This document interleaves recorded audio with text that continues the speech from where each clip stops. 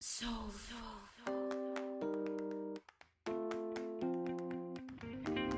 morning nga pala uli sa inyo mga kaibigan, sa mga kasipti ko at sa gusto pang mag-safety.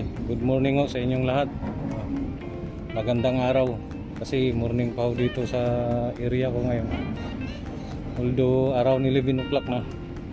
So again, andito nga ho pala ako sa area kung saan may mga scaffolding platform ako, working platform. So nais ko lang i-share sa inyo, mag-i-inspection ho pala ako, basic inspection ako as a safety officer. So isa yun sa trabaho natin, pero ang talagang may pinaka-authority doon na dito mag-i-inspection ng scaffolding, yung inspector talaga namin na approve. Saka may third party siya na training, yun talagang totally approved siya as a inspector ng scaffolding. So ngayon i-visual inspection ko lang to, saka i-share ko lang yung basic na mga information, basic na kaalaman ko sa scaffolding. Ngayon ito naka-red tag ko pala to dahil may mga incomplete pa to, pero dati itong green tag, ngayon tinanggalan ko lang ng green tag para walang gagamit. Saka tinawag ko na to sa supervisor namin, sabi ko ito yung concern ko, kaya tinanggal ko. Ngayon ang concern ko pala dito, ito yun, sa nakikita nyo, ito yung access ladder nya, yan papunta sa itaas. Ayan yung access nya. Ngayon dapat itong area na to, mayroon pa tong dapat dito na side na to naka vertical bracing to, saka isang mid rail, at saka ito two board katulad nito. Ayan, katulad yan, may two board yan, ganyan. So dapat mayroon to dito. So ngayon ito yung concern ko lang sa basic alaman ko ng scaffolding, kaya tinanggalan ko siya ng green tag. Ngayon isi-share ko pala sa inyo yung mga parts ng scaffolding. Ito yung ladder namin, ayan, naka color code siya for this month, yellow. So i-share ko lang sa inyo. Ito pala yung ito yung ito talaga yung typical clamp ng ladder. Yan sa nakikita nyo, yan ito yan, ito yung typical clamp nya, clamp talaga ng ladder. So ngayon sa nakikita nyo, may isang clamp pa dito, ito yung tinatawag naming coupler. Ito additional na lang to dun sa mga scaffolder namin, inilagay nila para hindi uurong yung ladder palabas. So ayos din. Ayan. Ngayon ito yung scaffolding ko. Ito palang scaffolding na to, 2 meters height lang to. So required na rin ng safety harness to, kasi above. Pagpatong ng 2 meters dito sa procedure ng client namin, pagpatong ng 2 meters kailangan mayroon na siyang gagamit na ng safety harness yung mga workers. So although 2 meters, pero kailangan yung pinaka lifeline nya nasa above din, above the head of workers, kasi nga pag nalaglag wala ring kwenta. So ngayon ito pala i-discuss ko yung scaffolding uli.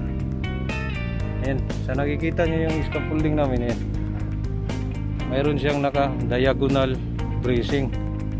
Ito yun, ito yung diagonal bracing na tinatawag. Tapos ito ngayon yung coupler nya, yan. So itong coupler na to, itong clamp na to, ito yung tinatawag natin na swivel clamp. Ito kasi naiikot siya, pwede itong mag 360 kumbaga. Tapos ito naman, itong clamp na to, ito yung itong coupler na to, ito yung rigid clamp, hindi to siya naiikot. So ito yung pang ano tawag nito, pang horizontal na bracing, yung clamp na yan. Ngayon balik tayo uli, na-discuss ko na yung ano, coupler. Yan, ito rigid clamp to, hindi to siya naiikot. So dalawang type to sa coupler, isang swivel at saka isang rigid pala, pasensya na Bisaya. So ngayon pinakita ko na sa inyo yung diagonal bracing, ito yun. Ayan.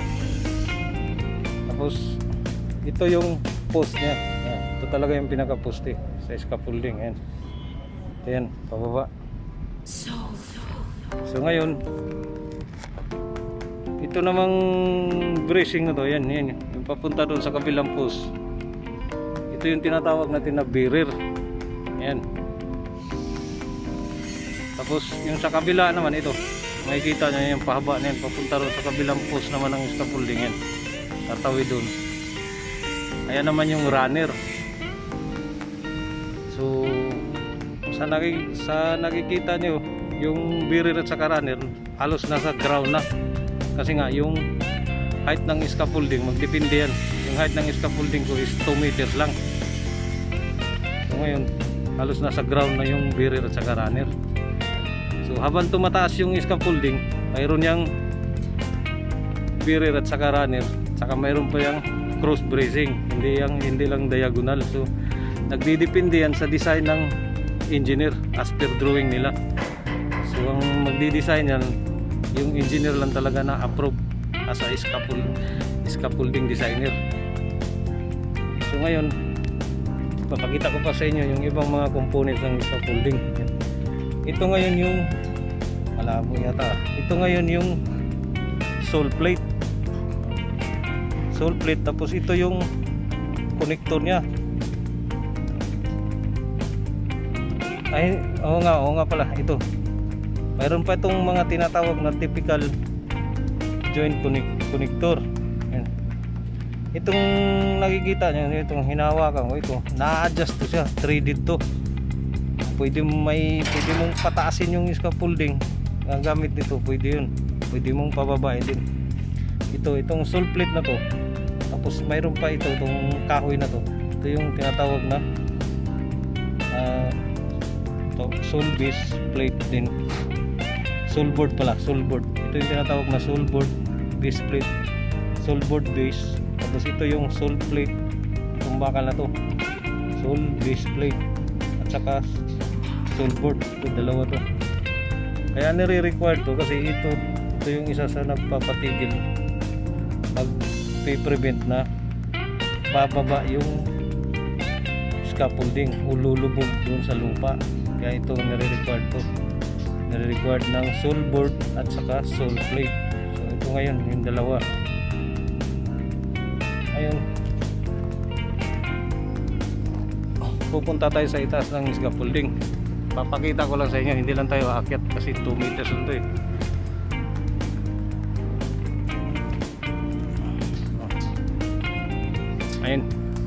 Ayun. Ito yung pinaka working platform nya. Ito yung planks na tinatawag. Itong kahoy na to, planks tawag nito. Tawag sa part ng scaffolding. So ito naman yung ito yung toe board nya. So ngayon baka nagtaka kayo sa mga gustong mag-safety, bakit ni-required yung toe board? Yung toe board na yan, kaya ni-required yan para yan sa mga loose material ang ginagamit ng workers, hindi malalaglag. So prevent siya kasi magpo-cause din ng aksidente yun at may napadaan nalaglag yung tools nya. Ayan, maikot yan. Ngayon na nakikita no, ayan, mayroon siyang top rail, mayroon ding mid rail. yung bakal niya, no? Yung paba doon. Yan yung tinatawag na guardrail. Yan sa itaas, top rail, mid rail. So nakikita nyo, yung top rail na yan, mayroon din yung measurements. So sa kaalaman ko, ang required lang yan, dapat hindi yan siya tataas sa 45 inches ay ng engineer as per drawing nila. So ang magdi-design yan, yung engineer lang talaga na approve as a scaffolding designer. So ngayon papakita ko pa sa inyo yung ibang mga components ng scaffolding. Yan. Ito ngayon yung malabo yata. Ito ngayon yung sole plate. Sole plate, tapos ito yung connector nya. Ay, oo nga pala, ito. Mayroon pa itong mga tinatawag na typical joint connector. Itong nakikita nyo, itong hinahawakan ko, ito, na-adjust to siya, 3D to. Pwede mong pataasin yung scaffolding gamit ito, pwede yun. Pwede mong pababain din. Itong sole plate na to. Tapos mayroon pa itong kahoy na to. Ito yung tinatawag na sole base plate din. Sole board pala, sole board. Ito yung tinatawag na sole board base plate. Sole board base. Tapos ito yung sole plate. Itong bakal na to. Sole base plate. At saka sole board. Ito, dalawa to. Kaya nire-require to kasi ito yung isa sa nagpapatigil, nagpe-prevent na bababa yung scaffolding o lulubog doon sa lupa. Kaya ito nire-required ng sole board at saka sole plate. So ito ngayon yung dalawa. Ngayon pupunta tayo sa itaas ng scaffolding. Papakita ko lang sa inyo, hindi lang tayo aakyat kasi 2 meters ito eh.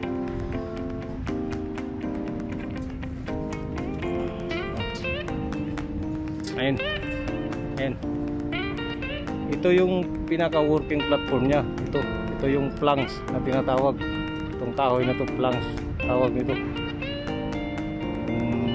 Tawag sa part ng scaffolding. So ito naman yung ito yung toe board nya.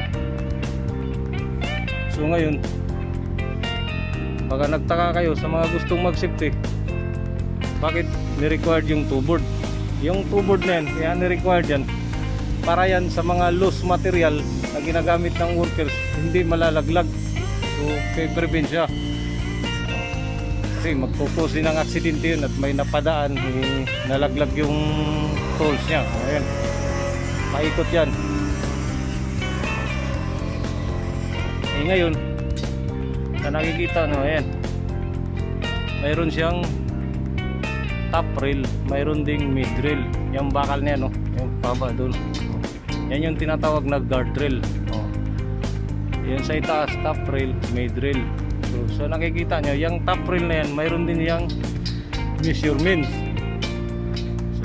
So sa kaalaman ko, ang required lang yan, dapat hindi yan siya tataas sa 45 inches. Dapat yung top rail na yan hindi rin siya bababa sa 38 inches. So in between 45 inches to 38 inches, in between yan top rail na yan, yung pinakaitaas. Dalawa yan, nakikita nyo yung bakal, di ba? Yan, yung pinakaitaas kailangan nasa in between lang siya ng 38 to 45 inches. Hindi siya bababa, hindi rin tataas kasi hindi na siya magiging standard na maging guardrail. So ngayon, pag na-install yung top rail sa standard, doon mo na rin i-install yung mid rail. Ayan, yung sa gitna na yan. Ayan, yung sa ibaba, yan yung mid rail nya. So yan, required talaga yan. Ayan, paikot yan.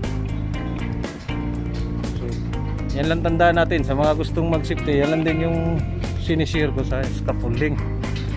So ngayon Yan yung mga top rail, mid rail. Uulitin ko, yung top rail, yun ang pinaka-importante. Doon ka kukuha sa measurement niya na in between 38 to 45 inch. Hindi bababa sa 38 inch, hindi tataas sa 45 inch ang pag-install niyan. So, pag na-install mo na yan, saka ka na kukuha naman ng measurement sa mid rail. So, madali na. So, ngayon, i-discuss ko lang yung working platform pala. Mga kaibigan, lalo na sa gustong mag-safety. Yung working platform na yan, sa basic na kaalaman ko, mayroon yung measurement din sa capacity load nya. So ngayon, ang magdi-decide din yan sa capacity load kung anong type ng scaffold yan, kasi yung scaffolding mayroon siyang medium, light, medium, and heavy duty. So ngayon, as per engineering pa rin yan, saka drawing. So ngayon, iano ko lang sa inyo, itong mga scaffold namin, light lang to. So ngayon, ang allowable load nito per square meter, ang per square meter nito is 120 kg. So yan yung load nya. So depende yan, tandaan lang natin, depende talaga yan sa approved na design nila. Ngayon, yung heavy naman, mayroon siyang 240 kg per square meter. So depende rin yan sa nagde-design. Kaya sinasabi ko sa inyo, itong scaffolding namin light lang to. Kaya nasa 120 kg per square meter lang yung allowable nito. And then, nakalimutan ko pala i-discuss sa inyo. Ayan. Sa nakikita nyo sa baba ng working platform, ito. Katulad nitong pipe na to. Ayan. Sa nakikita nyo, ayan, kasunod, mayroon siya doon. Mayroon ding pipe, yung bracing na yan. Yung transam niya. So ngayon, yung bracing niya may distance rin yan, may limit rin yan. Kailangan hindi rin siya lalagpas sa 120 cm. Ayan, ito galing dito hanggang doon, yung support na yan, kailangan hindi siya lalagpas sa 120 cm. Yung pinaka-support ng platform. Ayan. So sa nakikita nyo, itong scaffolding ko, ang mayroon lang ditong bracing is diagonal, walang cross bracing. Kasi nga maliit lang na, maiksi lang to, hindi naman nasa 2 meters lang yung height. So diagonal lang ang okay na. And then ngayon, i-discuss ko pa sa inyo yung mga basic na kaalaman ko sa scaffolding. Ang scaffolding nga pala, pag more than 10 meters height na, yung independent scaffold, yun, doon na talaga i-required ng disenyo na engineer. So yung engineer yan, siya talaga nakatuka sa scaffolding. So mag-a-approve yan, sasubmit ng drawing sa client, chichikin ng client kung ma-approve yung drawing niya. So ngayon, maraming type din ng scaffolding. Mayroong mobile scaffold, pero dito wala kami kasi karamihan yung mobile scaffold na yan aluminum at saka yung caps lock doon lang yan sa sa mga substation, sa mga building. Dito nasa labas kami, lupa yung kaya walang mobile scaffold dito. Karamihan sa amin independent lang to, saka yung hanging scaffold, yung sa pipe sleeper namin yan, maliit na pipe rack. So ngayon, yun lang muna yung may di-discuss ko about sa basic scaffolding. So sana doon sa mga gustong mag-safety, meron kayong kunting nakukuhang kaalaman.